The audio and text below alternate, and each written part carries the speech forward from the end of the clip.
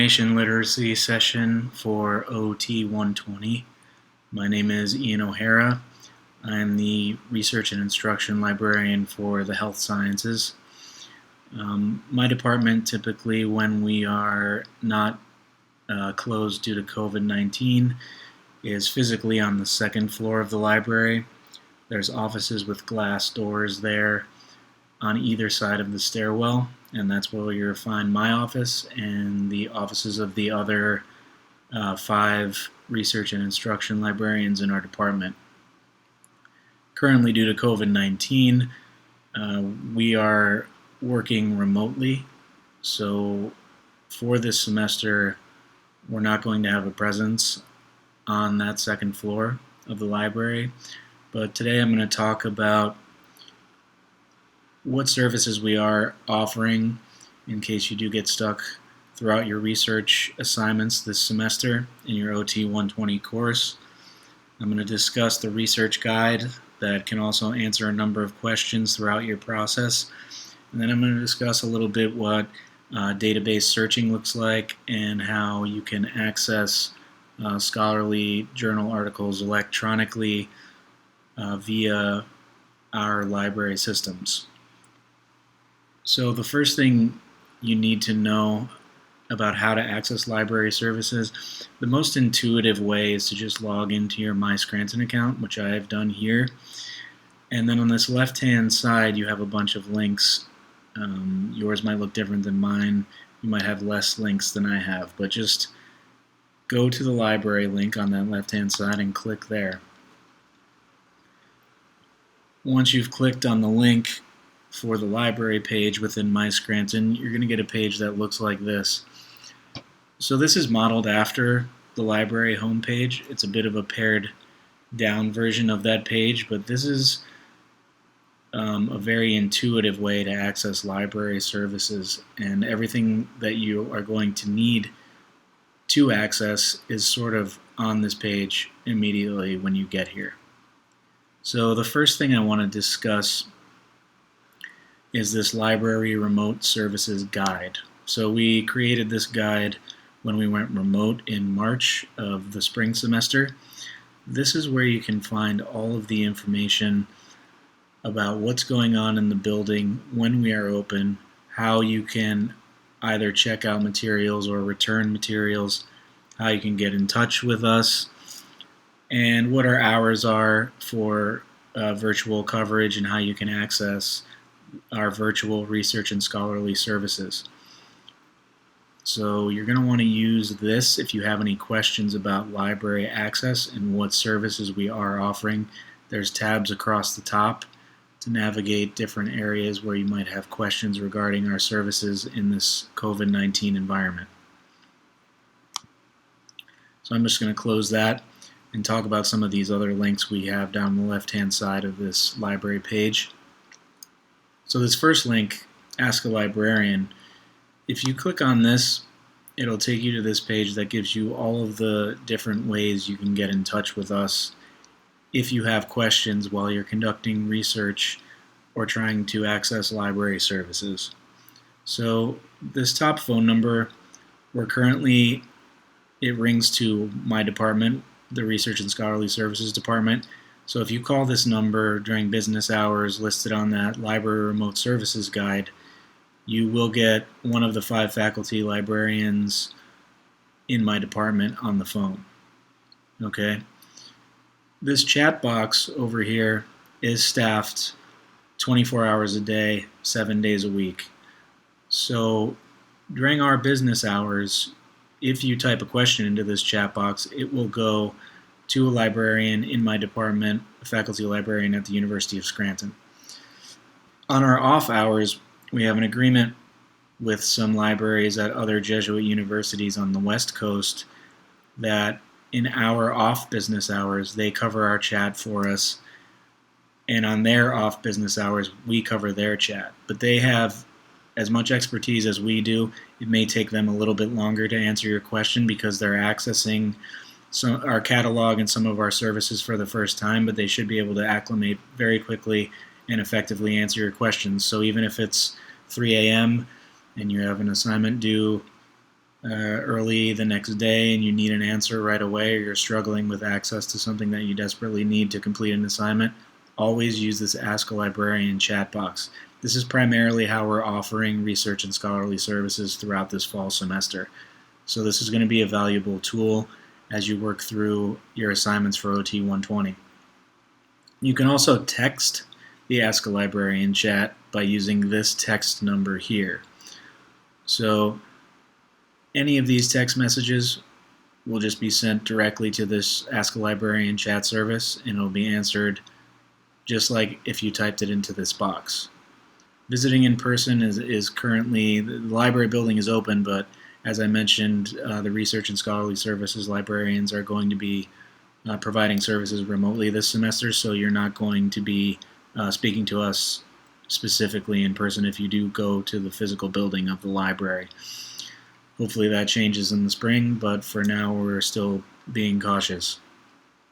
You can also email. I wouldn't worry about emailing the Ask a Librarian email address. You can if you want to, but you can also, considering that I'm assigned to the health sciences, so I'm assigned to your discipline, you can email me directly, and you'll see my contact information later when we get to the research guide. This Contact a Subject Specialist link, this essentially just takes you to a listing of all of the faculty in the library. So every faculty member in the library is listed here, and what areas we currently cover. You see pretty much all of mine are under PCPS. You see occupational therapy, my name, and then also my email address here. Okay, so that's the Ask a Librarian. It's an invaluable tool for you as you get through your coursework this semester. We're not going to worry about the library homepage right now, and we're also not going to worry about electronic reserves at the moment. Your professor, if they do put something on electronic reserve, will explain how you access those electronic reserves. It's a very straightforward process. It's essentially clicking on this link and entering a password that they gave you, and then you can access the document for your course. This Palsy Easy Borrow link, I'm going to quickly talk about what this service is. I'm going to log in here, my R number.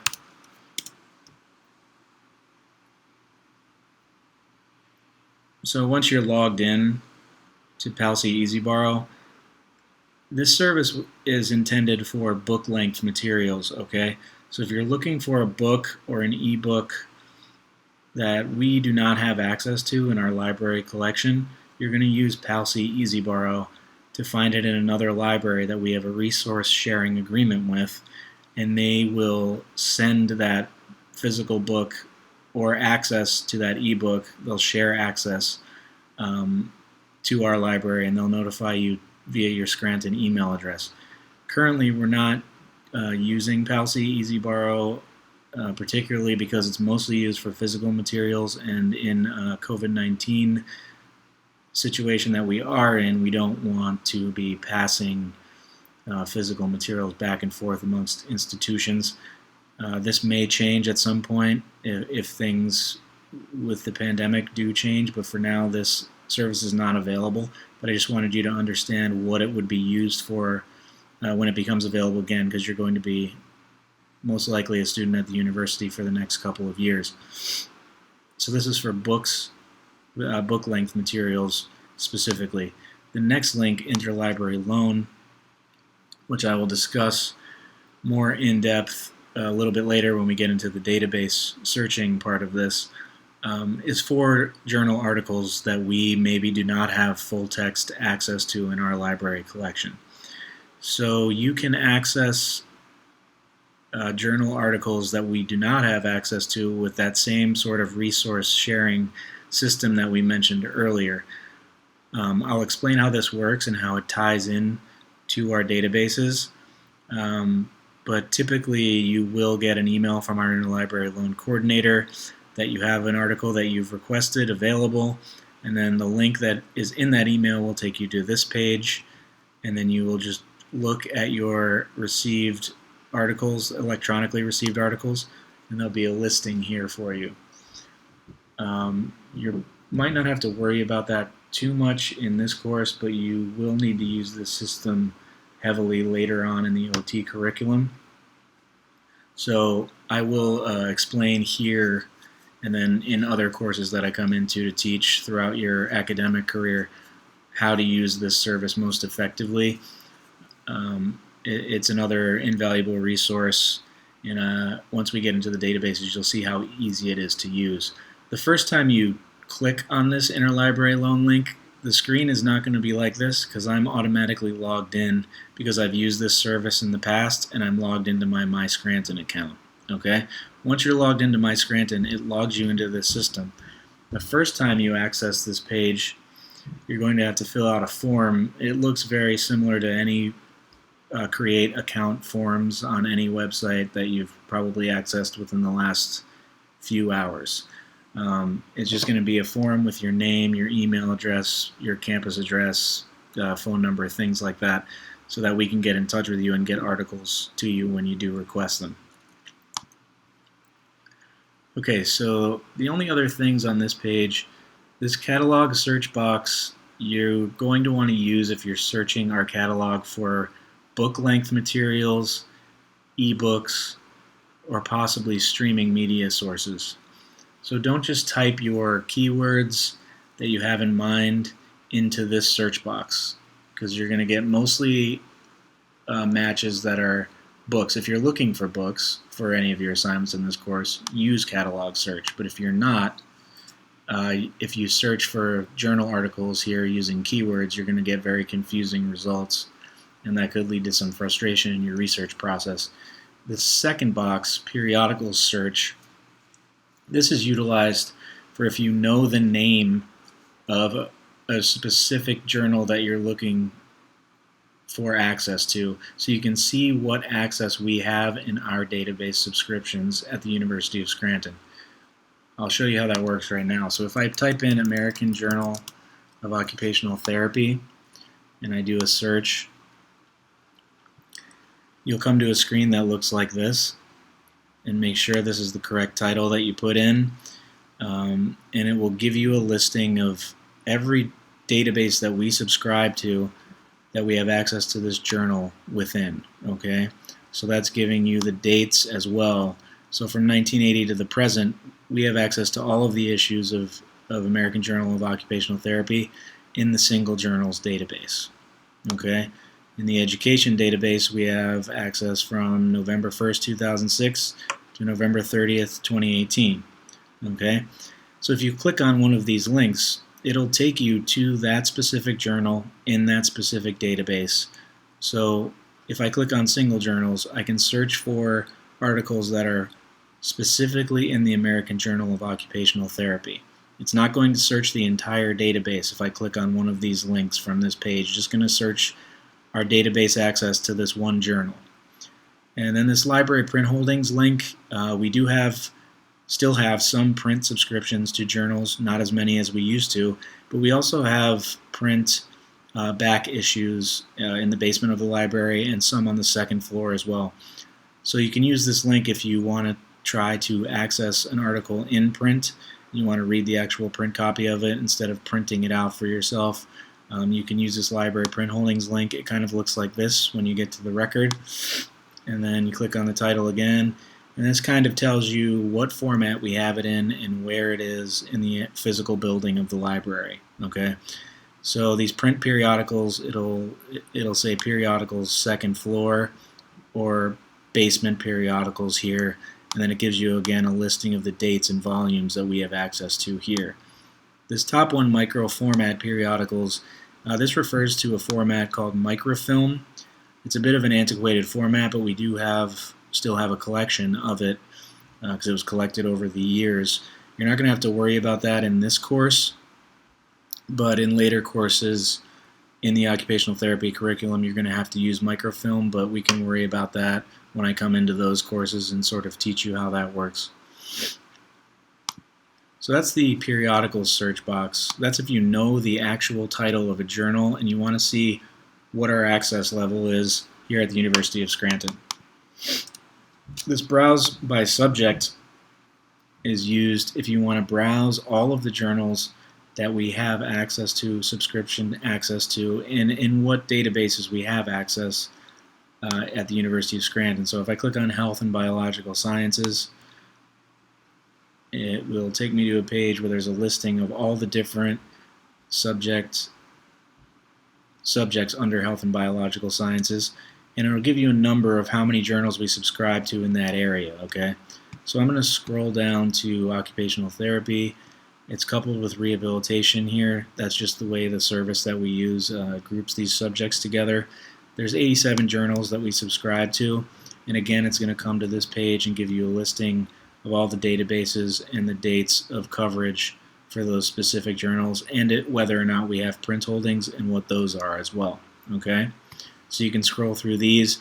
This might be a good place to start your research if you just want to see what journals are out there in the occupational therapy field and which ones we have access to at the university and in what databases we have access to them. Okay, so that's basically this page. We embed this Ask a Librarian chat kind of everywhere, so if you have questions in the future when you get here, you can easily just type them in here and someone will get back to you right away. So I'm going to click on Research Guides now, and it'll take me to a page that looks like this. So there are 89 published research guides that were developed by the 5 faculty librarians and some of the other faculty librarians that are not in my department. There are 9 faculty librarians total, but the 5 in my department do this research and scholarly services work, and we've developed most of these. So here there are subject area guides like this, where it just says art, and then there are course guides as well that are built specifically for the course that you're in to help you to complete those assignments in that course. So your professors share with us what assignments involve research and how involved those assignments might be, and we kind of build these guides and tailor make them for the course that you're in. So this is OT 120, so if I scroll down, it's all in alphabetical order. I'll arrive at OT 120, and I'll click on that link. So over here on the right hand side of the page, again, my contact information is listed. For this semester, I wouldn't use this phone number because I'm not going to be in my office. I'm working remotely. So you're going to call that number that we saw on the remote services guide. It was 941-4000. But you can always feel free to reach out to me via email at any point in the semester if you need help with any of your coursework that's research-based. And then we still have this Ask a Librarian embedded everywhere, okay? So this link at the top where it says link to the Occupational Therapy Research Guide, that's a link back to the subject guide. So you don't really have to worry about this. It contains a lot of the same information, but it's more broad just for the occupational therapy subject in general. This one is made specifically for your course, okay? So before we get into database searching, we're going to kind of look at what a research article is and how you can spot whether or not an article is a scholarly research article or whether it's a different type of article that you might not want to use for your research because it might not rise to the same level of authority as a scholarly research article will. Okay, so if I click on that tab, Anatomy of a Research Article, and then we have a link here in this box from NC State University Libraries that kind of gives you a visual outline of what a typical scholarly article is going to look like.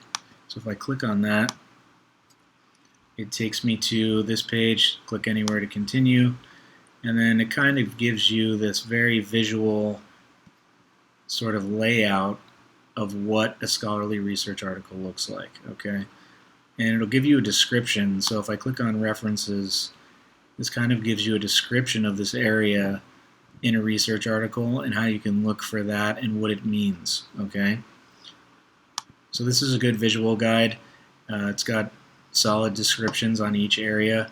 So I encourage you to access this and take a look at this before you start clicking around and searching in the databases so you know what you're looking for.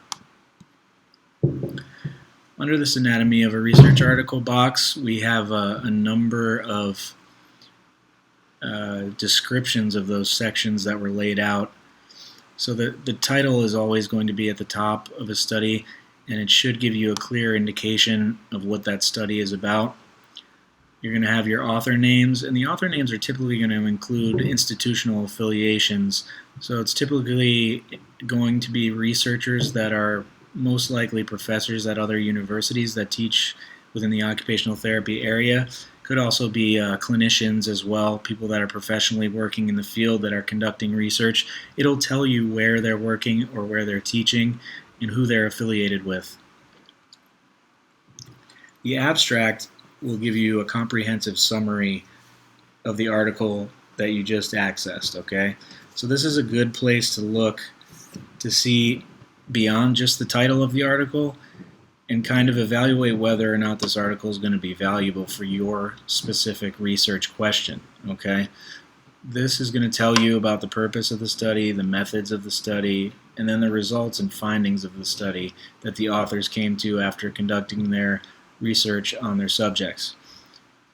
This is a good place to look before you dive right into the article and start reading through the entire article. I know people like to skip abstracts and like to skip introductions to books and things like that, but that's not really going to help you or make your research process more comprehensive or make it take any less time, okay? You're going to be much less efficient if you don't look at the abstract first, because you're going to be reading through these very dense scholarly articles, and you might get to the end of the article or the middle of the article, or you might get into the methodology or the results and think to yourself, why did I read this entire article? This has nothing to do with what I'm driving at with my research within my assignment, okay? So always read the abstract first before you dive into a scholarly article. Like I mentioned, scholarly articles are dense, they're difficult to read, and they might take multiple rereads to really understand the results of the study that was conducted and really understand how the study was conducted, okay? So you're going to have typically a literature review where they're putting their research into context within the field. This is going to describe a lot of research that's relevant to the study that they conducted and how that research relates to the field as a whole and why they decided to even undertake this research, okay? The methodology is going to tell you how they specifically conducted the study. So who were the subjects, how did they recruit them, how did they establish a control group, what were the measures that they used to evaluate responses from the subjects, how did they design the research question, and then could the research be replicated in the future. This is going to most likely tell you that. The results section is usually a bunch of tables, statistics, and a narrative about those tables and statistics. So this is the findings. So it takes whatever they conducted within that methodology and sort of gives you the data here and what that data means and how that data has implications for the occupational therapy field as a whole. The discussion section is going to be where they talk about possible limitations of the study, what is the meaning of what they found when they conducted the study, what are the implications, both practical and theoretical, within the occupational therapy field, and also what questions does this propose for future researchers, okay? There's usually also a references, well, there almost always is a reference page, particularly in a scholarly setting, which gives credit to all the research that they've cited within their literature review and throughout their entire scholarly article, okay? This is called citation. This is how scholarly communication works, and it's sort of the breadcrumbs to how they arrived at conducting this study. It can tell you what studies they read in advance of deciding to design this research question and design this study and conduct it and try to answer it. Okay, so that's the anatomy of a research article page.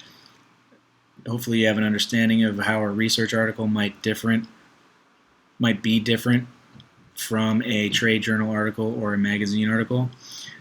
If I click on database searching, you'll see at the top, this is kind of what we just went over. It's a glossary of terms that you might encounter when you're doing your library research. The difference between a magazine and a trade journal is laid out here. A magazine is written for a general audience. Everybody knows what a magazine looks like. A trade journal is a little bit different than a magazine, but it might look somewhat similar, but it's written for a specific audience. It's written to keep professionals in a field up to date. So a professional organization like AOTA publishes OT Practice, which is sort of a quick summation of what's going on in the field to keep them up to date with their professional practice. It doesn't rise to the level of a scholarly article. They're typically not peer-reviewed articles. They're typically meant to summarize what's happening in the field and summarize burgeoning research within the field. Scholarly journals we just talked about. These articles are specifically more in-depth. A lot of them are going to be primary research where the people that wrote the article itself actually conducted the research. These are also typically almost always going to be peer-reviewed, so that means there's a rigorous process in which a selection committee for a given journal, like American Journal of Occupational Therapy, receives a manuscript from an author or a group of authors. They read the article, and they determine whether or not all of the references check out, and if the article contributes to the field and is worthy of publication within that journal. Okay? So there's two examples here, American Journal of Occupational Therapy and also OTJR, but like I said earlier, there's 87 journals that we subscribe to in the library that fall under the occupational therapy subject area, and most of those are going to be scholarly, but there are some trade journals in there like OT Practice, and there are some magazines as well like Prevention. So a periodical database, what we're going to talk about next, is an index of articles published in periodicals. So it allows you to quickly search through that index and find articles relevant to your topic across a number of different types of magazines, trade journals, scholarly journals, newspapers, and maybe even books and book chapters. Okay? So before we get into the database, I want to talk a little bit about how to build a database search string. Okay? The first thing you want to come up with are some keywords. So this is typical to what you type in to a Google search, but you do want to be a little bit more specific about your terminology. Okay? You might want to use more technical terms that are related specifically to your field. Okay?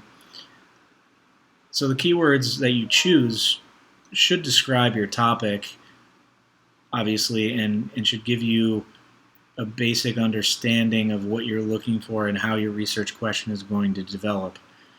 The way that you type out these search strings is using Boolean operators. Okay, so this isn't like Google where you just type in a bunch of terms and get back results. You have to be a little bit more careful about your word choice and a little bit more specific with how you write out this string so the database can understand it the most accurate way possible and bring you back the most relevant search results. So for instance, if I was thinking about researching occupational therapy and how that relates to dizziness, I might use this word "and" to connect these two terms here, occupational therapy and dizziness. Okay?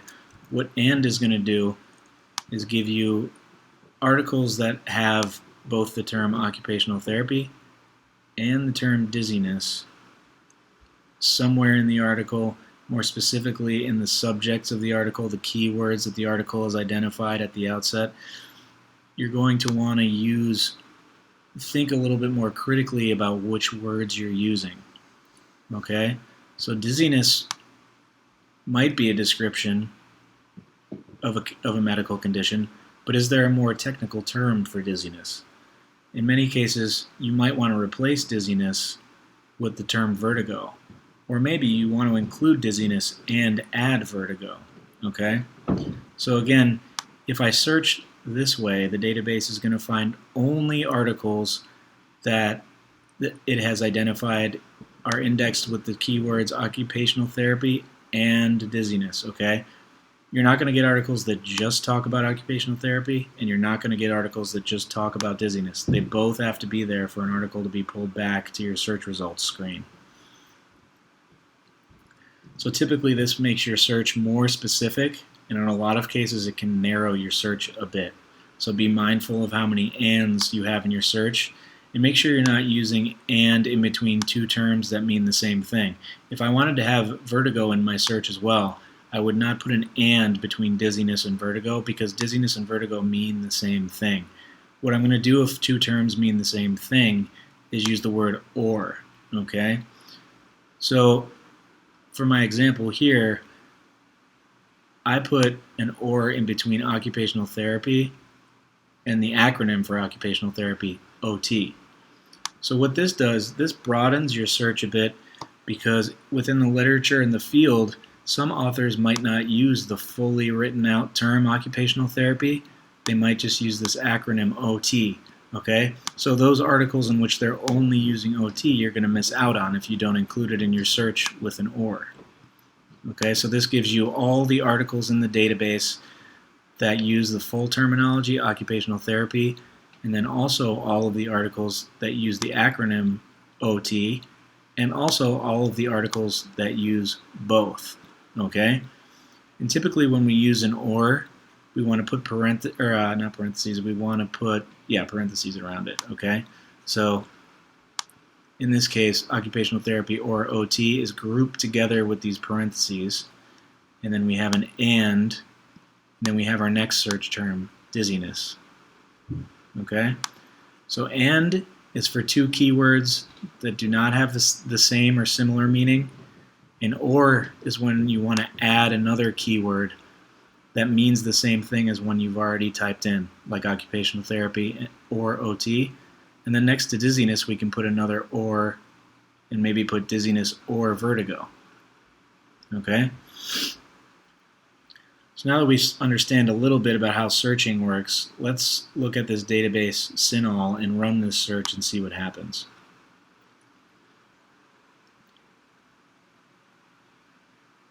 So the CINAHL search box kind of looks exactly like this. And it has these ands for you, and you can also toggle to or, but the database will work if you don't use these extra boxes at all and just type and in the top line in your search string.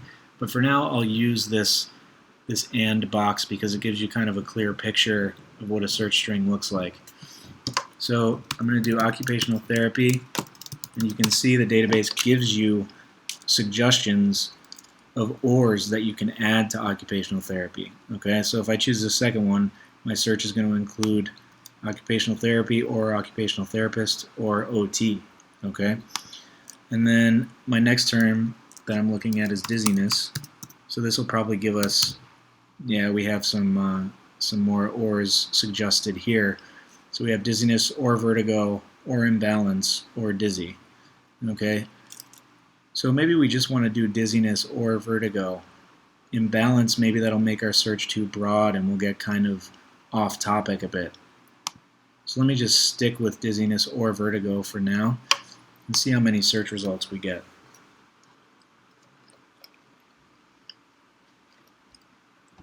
So we got 42 search results. It tells you right at the top of the page. And on this search results screen, I just want to show you how you can access articles once you get here.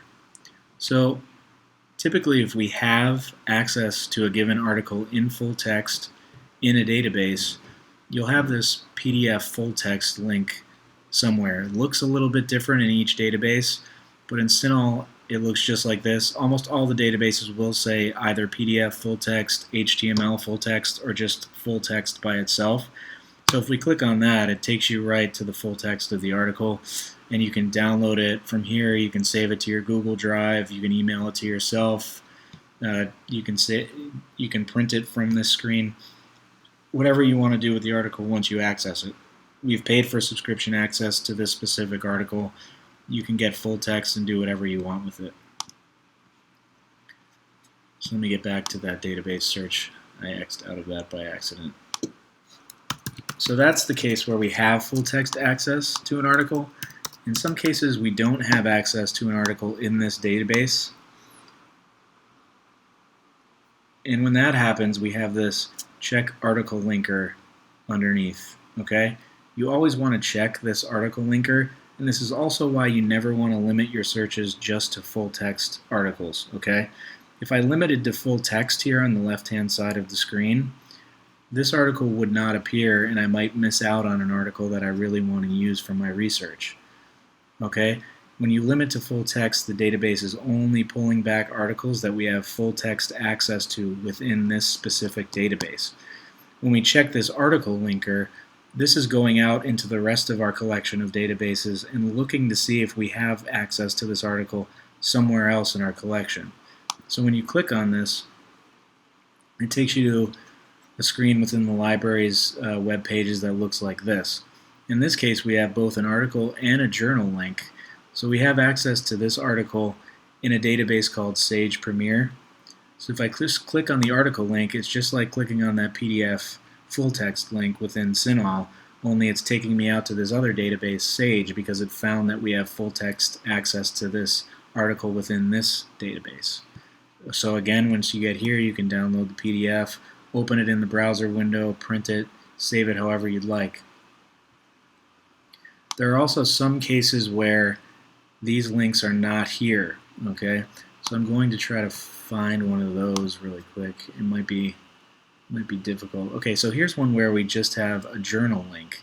Okay, so what this means is it found that we have access to this journal listed up here, American Journal of Occupational Therapy, in the single journals database, and it's telling us that we have access 1980 to present. So if we look up here, the date this was published was 1991. So we should have access to this article in this single journals database.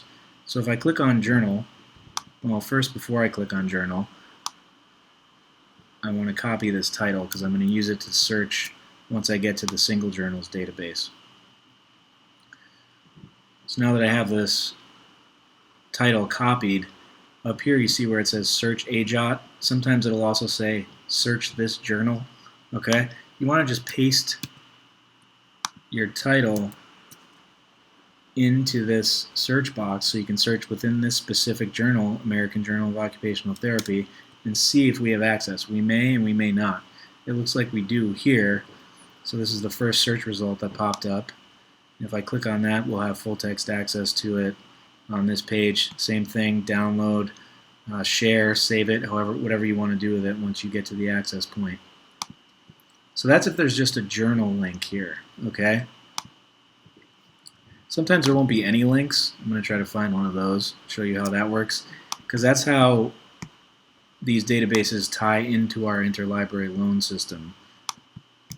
Let me see here. This might be one. Nope.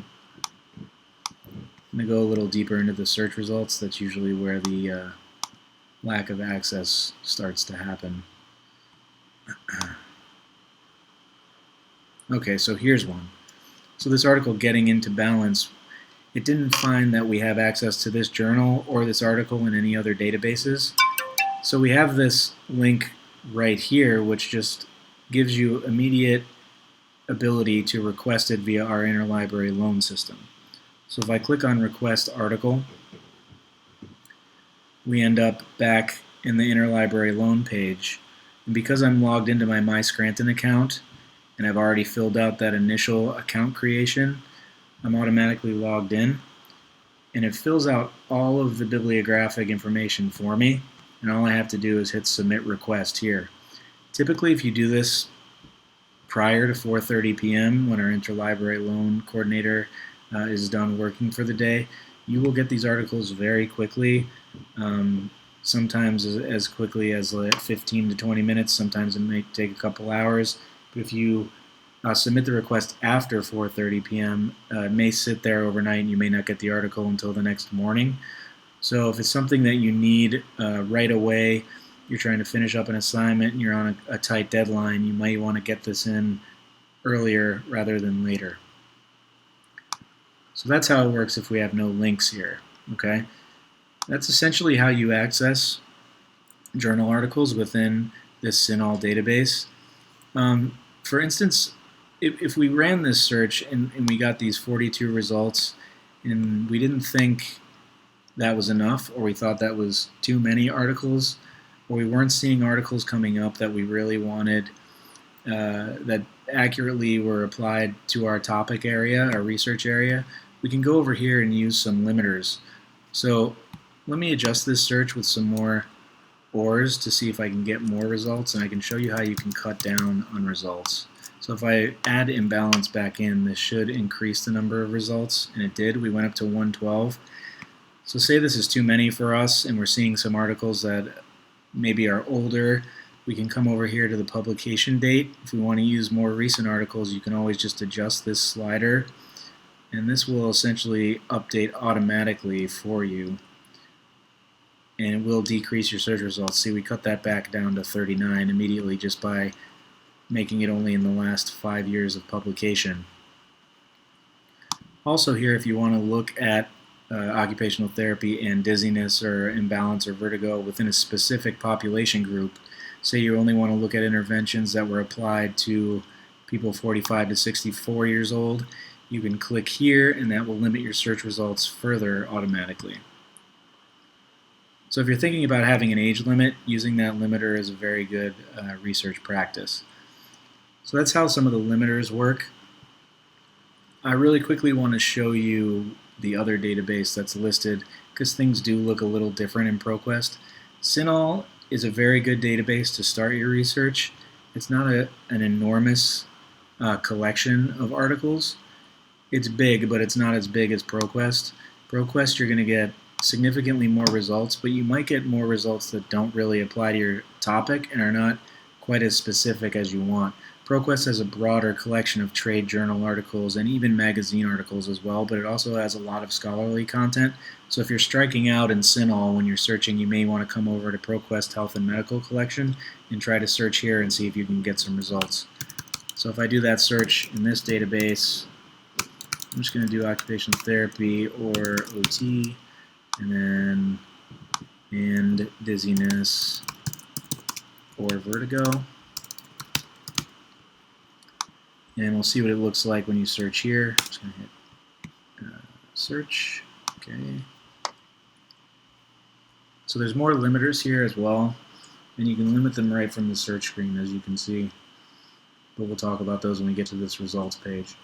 Okay, so in ProQuest, the screen looks a little different. You can clearly see that. The full text link is much smaller, so you just have to look down here. If it just says full text, it's going to open up in the browser window. If it says PDF, it's going to open up as a PDF, obviously, but it's also going to make it available for download for you. Okay, so if you want to download it to your hard drive or email it to yourself, using the full text PDF link might be the best choice rather than just the plain full text one. Also, the article linker looks slightly different here. Let's see if I can find one that we don't have access to. It says 360 link to full text when you get to one that we don't have access to in our collection. And it works the same exact way as that article linker worked in CINAHL. It's just going to take you back to that library page, and it's going to give you either a journal link, an article link, or it's just going to give you that ILL request button or interlibrary loan request button. I'm not seeing one here, but let's search a little more, see if I can find one we don't have access to, just so you can see that it works the same way.